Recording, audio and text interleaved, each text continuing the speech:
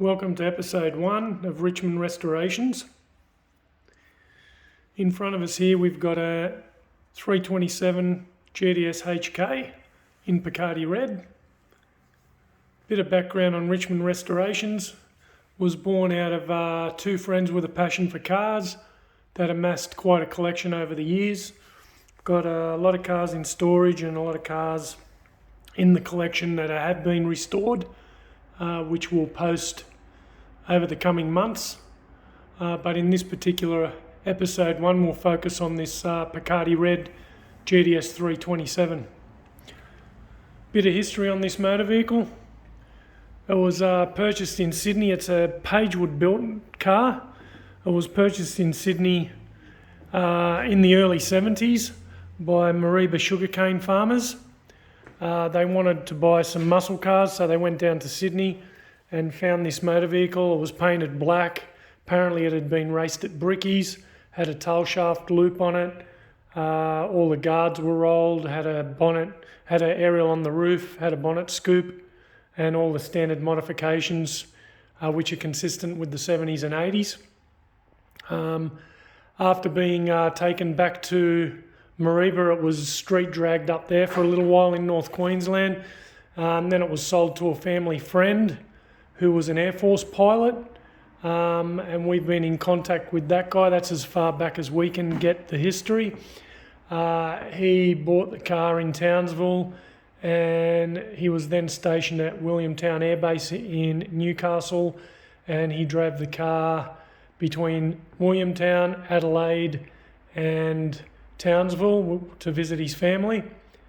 After 4 years of ownership, he was stationed in Singapore. He had to sell the car, so it was advertised in the trading post, and the ownership went to the owner that we bought it off. He purchased the car in '84 when it was advertised, and it sat in a shed from that date onwards until we bought the car a couple of years ago. So essentially over 30 years in storage and never touched. It was pulled apart, but all the parts were there. Because of that, the car remained in an amazing condition. You can see the floors here, all original, untouched, no pitting, no rust issues, no water, just absolutely perfectly clean, even under the seats. Inside the doors, just all cleaned metal, no rust issues whatsoever. The other doors are the same. Dashboard was never cut, which is great. Car was restored by Auto Renaissance. He did an amazing job. All the gaps are perfect, the paint's perfect. You couldn't be happier with the car. It was a 6-month restoration process. There wasn't a lot of body work to do, just to get all the lines straight, get all the gaps right, but there wasn't any rust repairs, which helped save the car and a lot of money. There wasn't, the badges are yet to go on. We've put a couple on, they're being restored at the moment. I'll show you under the bonnet.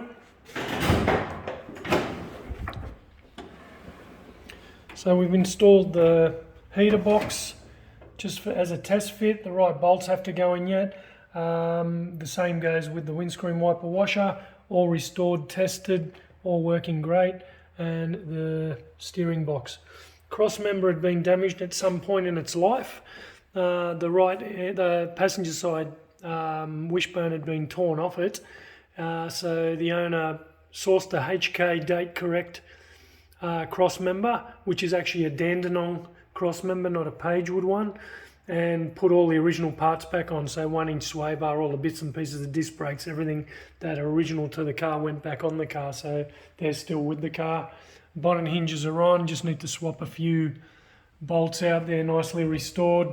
New old stock springs, so all nice. Bonnet clasp all restored. Just show you inside the car and some of its history in relation to modifications. It did have a top loader in it, so as you can see, you can sort of see the line here. It had been cut through here along this line here and back halfway through the shifter arm to fit the quick shift and the top loader. That's all been repaired. The Soganor hump has never been disturbed, which is good to see, so that's original to the car. A couple of other features for these cars. Got the radius rod bolts in the rear wheel hump there, rear wheel hump. And over here we've got the radius rod bracket, which is still in place. That's never been taken off the car, which is great. Just give you a look in the boot. The original Salisbury hump in place, and the Bathurst tank breather hole. All features you want to see, and a couple other 327 specific features to the car. Got the boot garnish on. We're yet to, we've test fitted the taillights. They fit good, so they're going to come off and get restored, put on at a later date. So overall, a really nice rust-free example to start with. We'll keep you informed of the progress of the car. The next stage will be getting the window regulators put together and put in, working well. As you can imagine, they're all in good condition because it didn't get much use. Get all the door handles on, get the glass cleaned up and put in, and then we'll start looking at putting the motor in. So stay tuned for episode 2, and we'll see you then.